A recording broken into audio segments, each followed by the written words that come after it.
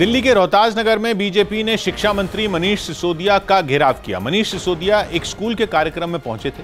उसी वक्त बड़ी संख्या में बीजेपी कार्यकर्ता काले झंडे लेकर वहां जमा हो गए और दिल्ली सरकार के खिलाफ नारेबाजी करने लगे। गली में शोर है।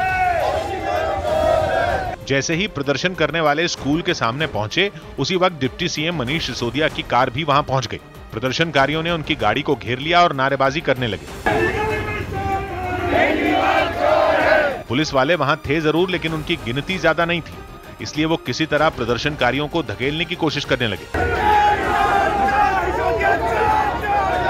हंगामा बढ़ता गया और दिल्ली पुलिस के जवान कार के चारों तरफ घेरा बनाने की कोशिश करने लगे। शोर शराबे के बीच मनीष सिसोदिया का कार से निकलना ही मुश्किल हो गया। गाड़ी में बैठे हुए वो हंगामे को देखते रहे और हालात काबू में आने का इंतजार करते रहे। इस बीच स्कूल का स्टाफ जो शिक्षा मंत्री का इंतजार कर रहा था, वो केवल तमाशा देखता रहा।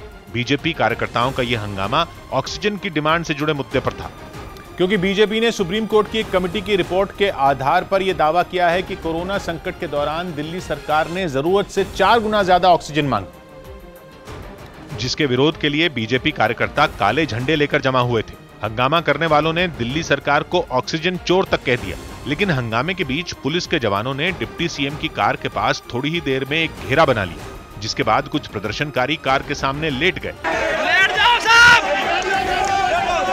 एक एक प्रदर्शनकारी को उठाने के लिए पुलिस वाले मशक्कत करते दिखे।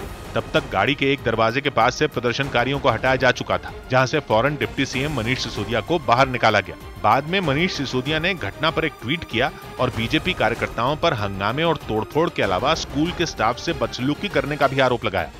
और आरोप लगाया कि बीजेपी को नए स्कूल बनते हुए अच्छे नहीं लगते, इसलिए एक नए स्कूल के उद्घाटन के दौरान हंगामा किया गया।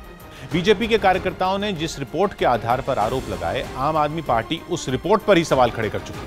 आम आदमी पार्टी का दावा है कि सुप्रीम कोर्ट की बनाई कमेटी ने अभी तक ऐसी कोई रिपोर्ट जारी नहीं की है, जबकि बीजेपी आरोप लगा रही है कि अंतरिम रिपोर्ट में दिल्ली सरकार पर जरूरत से 4 गुना ज्यादा ऑक्सीजन मांगने का आरोप लगाया गया है।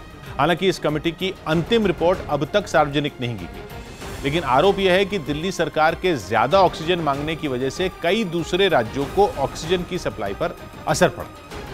सौ बात की एक बात यह कि कमेटी की अंतिम रिपोर्ट आने के बाद ही यह साफ हो पाएगा कि इस रिपोर्ट के नाम पर कौन सच बोल रहा है, कौन नहीं बोल रहा। लेकिन जब तक अंतिम रिपोर्ट नहीं आती, तब तक बीजेपी इस मुद्दे पर केजरीवाल सरकार को घेरने का कोई मौका नहीं चूकना चाहती।